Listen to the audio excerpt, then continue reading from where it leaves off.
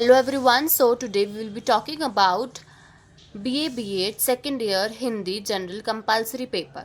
Okay, so I will be teaching you topics one by one. So first topic is हार की जीत. This is written by Sudarshan ji. ठीक है, किसने लिखा है? सुदर्शन जी ने लिखा है. अब इस कहानी के अंदर जो है 3 मेन कैरेक्टर्स है. ठीक है, सबसे पहले हैं बाबा भारती, सुल्तान सुल्तान उनके घोड़े का नाम है, और खड़क सिंह जो है वो एक डाकू है. तो इस कहानी में ऐसा होता है कि जो बाबा भारती है वो एक संत होते हैं, एक साधु महात्मा होते हैं, और वो अपने सुल्तान अपने घोड़े के साथ बहुत खुश होते हैं और वो भजन कीर्तन करते हैं, और वो रोज़ शाम को अपने घोड़े पे सवार होके 8-10 मील मतलब वो अपने घोड़े के साथ चल कर आते हैं. सुल्तान जो था वो बहुत ही पावरफुल था, उसके पास बहुत सारी शक्तियाँ थी, बहुत ही वो अच्छा घोड़ा माना जाता है. ठीक है, और जो खड़क सिंह था वो एक डाकू था, और उसकी सुल्तान पर नज़र थी कि मुझे ये घोड़ा चाहिए. तो एक दिन क्या हुआ, जब बाबा भारती सुल्तान के साथ घूमने गए हुए थे, तो खड़क सिंह ने अपाहिज होने का नाटक करके घोड़े पर सवार हो गया, 3 मील तक चला, और उसके बाद वह घोड़े को लेकर भागना चाहा. पर बाबा भारती ने उसको जैसे तैसे करके रोका, और उन्होंने उसको कुछ बात समझाई, जिससे कि खड़क सिंह का जो है वो हृदय परिवर्तन हो गया. ठीक है, तो इसके अंदर सबसे पहले हमको ये बताया गया है कि जैसे कि एक किसान अपनी फसलों को देखकर आनंद मिलता है, जैसे एक माँ को अपने संतान को देखकर आनंद मिलता है, वैसे ही जो है बाबा भारती को अपने सुल्तान को देखकर उनको अच्छा लगता है. सुल्तान के नहीं होने पर जो बाबा भारती है उनका जीवन व्यर्थ है, मतलब सुल्तान ही उनका सब कुछ है.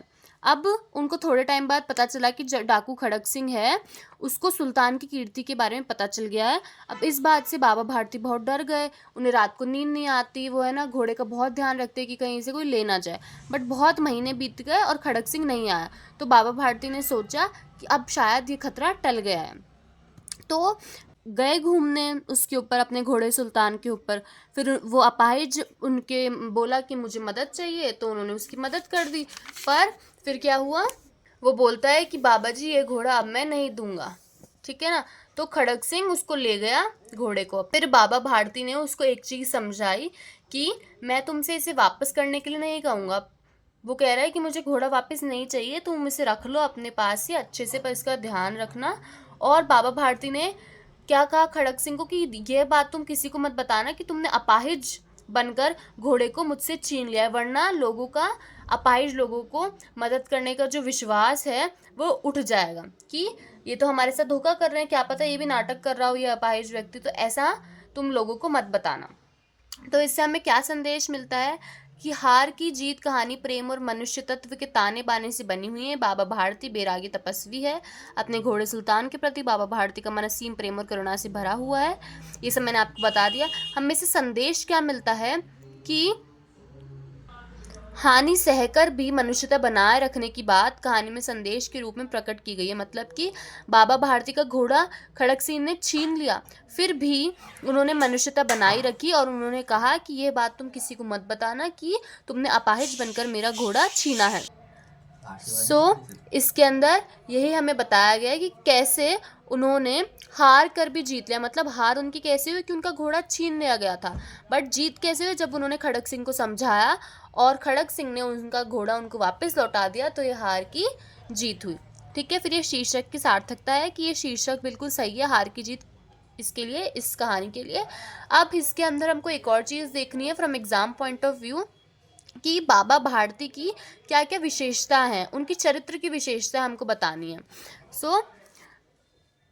अपने घोड़े के प्रति प्रेम, मतलब वो अपने घोड़े से कितना प्रेम करते थे. नागरिक जीवन से घृणा, मतलब उनको नागरिक जीवन बिल्कुल पसंद नहीं था. उनके पास सब कुछ था, धन दौलत, बट फिर भी वो उन सबको छोड़कर एक छोटे से मंदिर में आकर रहने लगे और भजन कीर्तन करने लगे. दीन दुखियों के प्रति सहिष्णुता, मतलब कि कैसे उन्होंने अपाहिज व्यक्ति की मदद की. और लास्ट में धैर्य एवं नम्रता की प्रतिमूर्ति, मतलब वो धैर्य और नम्रता की प्रतिमूर्ति, उन्होंने कैसे धैर्य रखा, पेशेंस रखा, और अपना घोड़ा उनको उसी प्रकार वापस मिल गया.